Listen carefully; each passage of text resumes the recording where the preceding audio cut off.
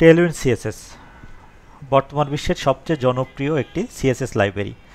So আপডেটের পরে এই লাইব্রেরিটা ইউজ করতে আমাদের অনেকেরই অনেক প্রবলেম হচ্ছে। আমরা আজকের ভিডিওতে দেখব কিভাবে আমরা রিয়্যাক্ট অ্যাপ্লিকেশনের সাথে এই টেলউইন্ড সিএসএসকে ইন্টিগ্রেট করতে পারি এবং আগের ভার্সনের সাথে এই ভার্সনের কিছু পার্থক্য দেখে নিব।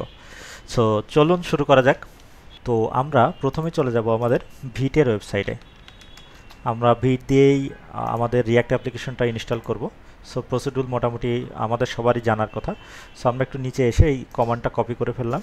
তো আমাদের অলরেডি একটা ফোল্ডার ক্রিয়েট করা আছে, এর ভিতরে আমরা ভিট প্রজেক্ট দিয়ে মানে প্রজেক্ট তৈরি করব, রিয়্যাক্টের প্রজেক্ট। সো এখানে আমরা সিএমডি দিয়ে কমান্ড প্রম্পটটা ওপেন করে নিলাম। এখানে আমরা আমাদের কমান্ডটা প্রেস করার পরে আমাদের এই যে এইভাবে আসছে, জাস্ট প্রজেক্ট নেম দিব ইউপি আপডেটেড টেলউইন্ড। এরপরে প্যাকেজ নেম আমরা এটাই দিয়ে দিলাম, আপডেটেড টেলউইন্ড এটাই দিয়ে দিলাম। এরপরে আমরা আসলে কি দিয়ে ইনস্টল করতে চাচ্ছি, আমরা রিয়্যাক্ট। সো রিয়্যাক্ট সিলেক্ট করলাম, এরপরে আমরা জাভাস্ক্রিপ্ট, পিওর জাভাস্ক্রিপ্ট সিলেক্ট করব। করার পরে দেখেন এখানে আমাদের অলরেডি আপডেটেড টেলউইন্ড নামে একটা ফোল্ডার চলে আসছে।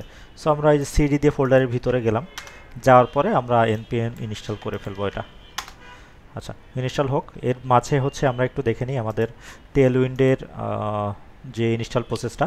আমরা গেট স্টার্টের ভিতরে যাব, আসার পরে আমাদের প্রথমে যে পেজটা আসবে এখানের মাধ্যমে আছে আমাদের ইনস্টল করার প্রসেসটা আছে। তো আগে ফ্রেমওয়ার্ক গাইডের ভিতরে ভিট থাকতো, সেখান থেকে আমরা করতে পারতাম, কিন্তু এখন দেখেন আমাদের সরাসরি ইউজিং ভিট প্রথমে একটা অপশনই দিয়ে দিয়েছে যে ভিটের মাধ্যমে কিভাবে টেলউইন্ড আপনারা ইউজ করবেন।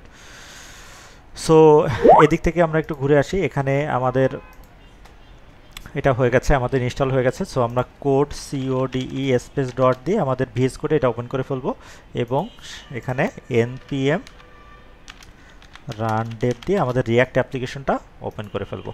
সো এই যে আমাদের রিয়্যাক্ট অ্যাপ্লিকেশনটা ওপেন হয়েছে, প্লাস আমাদের এখানে ভিএস কোডেও আমাদের কোডগুলো চলে আসছে। সো এখানে আমরা কন্ট্রোল জে দিয়ে এখানে আমাদের গিট ব্যাশের মাধ্যমে আমরা টেলউইন্ড ইনস্টল করতে পারি, বা আমরা চাইলে আমাদের টার্মিনাল যেখানে ছিল আমরা ইনস্টল করতেছিলাম এখানেও ইনস্টল করতে পারি। সো আমরা ভিএস কোড যেহেতু আমাদের ওপেন হয়ে গেছে, সেটা আমরা ভিএস কোড থেকে এখন করব। তো এখানে আমাদের এই লিঙ্কটা জাস্ট কপি করে আমাদের ক্রোমে নিয়ে চলে আসি আমরা, সেটা আমাদের জন্য ভালো হবে। সো এরপরে আমরা টেলউইন্ডে চলে আসলাম। এখানে দেখেন আমাদের ফার্স্ট স্টেপ যেটা, এখানে স্টেপ বাই স্টেপ কিন্তু দেওয়া আছে, মোটামুটি 6টা স্টেপ দেওয়া আছে। সো 6টা স্টেপও আমাদের লাগবে না, মোটামুটি যেগুলো লাগবে এটা আমরা করে ফেলি। দেখেন আমাদের হচ্ছে বলতেছে টেলউইন্ডকে ইনস্টল করতে হবে। সো আমরা এই কমান্ডটা কপি করে ফেললাম, করে আমরা এখানে পেস্ট করে ইন্টার দিয়ে দিলাম। দেওয়ার পরে আমাদের এটা ইনস্টল হচ্ছে। আমরা এটা একটু ছোটো করে নিই। তো এরপরে আমাদের পরবর্তী কাজ হচ্ছে আমাদের একটা টেলউইন্ডের ফাইল ইনপুট করতে হবে। এটা কোথায় করতে হবে? এটা করতে হবে vit.config.js এর ভিতরে। সো এখানে আমরা এই কমান্ডটা প্রেস করে দিলাম, দিয়ে আমরা এটা ইনপুট করে নিলাম। যেহেতু এটা ইউজ করা হয়নি, সো এই জন্য এখানে একটু ইউরো দেখা যাচ্ছে। তো আমরা যখনই এটা ইউজ করব কপি করে, তখন এটা আর আপনার ওই লাল দাগটা চলে যাবে। এই যে আমরা এটা কপি করলাম। এখন 3 নম্বর কাজ কি হবে? 3 নম্বর কাজ হবে হচ্ছে আমাদের index.cs এর যে ফাইলটা আছে সেখানে আমাদের এটা ইনপুট করা আর কি। সো আমরা হচ্ছে index.css ফাইলে চলে যাব, srcর ভিতর থেকে index.css ফাইলটা এখানে কন্ট্রোল এ দিয়ে কেটে দিলাম, দিয়ে আমরা কন্ট্রোল ভি দিয়ে এটা পেস্ট করে ফেললাম। এরপরের কাজ হচ্ছে আবার নতুন করে npm রান dev দিতে হবে। সো আমরা কন্ট্রোল জে প্রেস করলাম, করে এখানে কমান্ডটা লিখে দিই, এখানে পেস্ট হয়ে গেছে। সো এখানে আমরা নতুন করে রিয়্যাক্ট প্রজেক্টটা ওপেন করব। সো দেখেন যখন ওপেন করলাম এটার ভিউ কিন্তু চেঞ্জ হয়ে গেছে। তো যখনই ভিউ চেঞ্জ হয়ে গেছে তখন কিন্তু আমরা বুঝতে পারছি আমাদের রিয়্যাক্ট অ্যাপ্লিকেশনটা কিন্তু টেলউইন্ড ইন্টিগ্রেট হয়ে গেছে রিয়্যাক্ট অ্যাপ্লিকেশনে। সো এখন দেখেন আমাদের রিয়্যাক্টের টেলউইন্ড যে সিএসএস ছিল সেটার একটা প্রাণ ছিল, যেটা হচ্ছে tailwind.config.js। আমাদের সেই ফাইলটাই কিন্তু এখন নাই। সো ওর ভিতরে আমরা আমাদের প্লাগইন, থিম এগুলো ইনস্টল করতাম, প্লাস হচ্ছে আমাদের যদি এক্সটার্নাল কিছু লাগতো সেটা আমরা কিন্তু tailwind.config.js এর ভিতরে রাখতাম। তো আমাদের ওই ফাইলটা কিন্তু লাগছে না। সো আমরা app.jsx এর ভিতরে চলে যাই, যে আমরা কিছু একটু টেলউইন্ডের সিএসএস অ্যাপ্লাই করে দেখি কাজ করে কিনা। এটা আমরা ছোট করে এই পাশে রেখে দিই।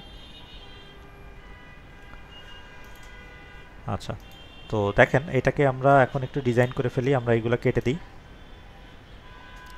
ডিপ সহ কেটে দিলাম। এখন আমরা এখানে একটা ডিপ দিয়ে দিলাম, দিয়ে আমরা বলতে পারি এইচ1 welcome to BD calling academy, welcome to BD calling academy. So দেখেন আমাদের ওয়েলকাম টু বিডি কলিং চলে আসছে, এবং এইটা মাঝখানে আসছে কেন, কারণ এখানে কোনো কিছু সিএসএস ফাইল এখন আমাদের রয়ে গেছে। তো ওইটা আমাদের রয়েছে কি জন্য, কোথায় সেটা রয়েছে হচ্ছে আমাদের এই যে এইখানে মেইন ডট জেএসএক্স এর উপরে যেটা ইন্ডেক্স ডট সিএসএস, এটাই তো আমরা এই ফাইলটা ইনপুট করেছি আমাদের যে অ্যাপ ডট সিএসএস, এই ফাইলের ভিতরে আমাদের এই সিএসএস গুলো রয়ে গেছে। সো এটা কেটে দিলে আমাদের এটা কিন্তু একদম প্রথমে চলে যাবে। তো অ্যাপ ডট জেএসএক্স এ দেখেন ইউজ স্টেট এইগুলা যেহেতু ইউজ করতেছি না, সো এই জন্য লাল দেখাচ্ছে। তো আমাদের মোটামুটিভাবে কিভাবে রিয়্যাক্ট অ্যাপ্লিকেশনে আমরা টেলউইনটা ইনস্টল করতে পারি সেটা দেখলাম। এখন একটু অ্যাপ্লাই করে দেখি। এখানে আমরা একটু ক্লাস নেম দিয়ে দিই, ক্লাস নেম দিয়ে এখানে হচ্ছে টেক্সট টেক্সট সেন্টার করে দিই, সেন্টার। সো টেক্সট সেন্টার করলে কিন্তু এটা টেক্সট সেন্টার চলে আসছে।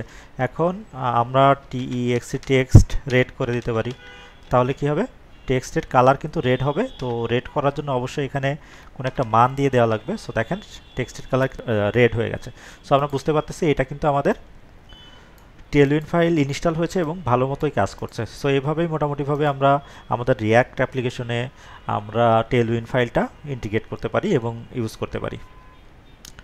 সো ধন্যবাদ সবাইকে, সবাই ভালো থাকবেন, আসসালামু আলাইকুম।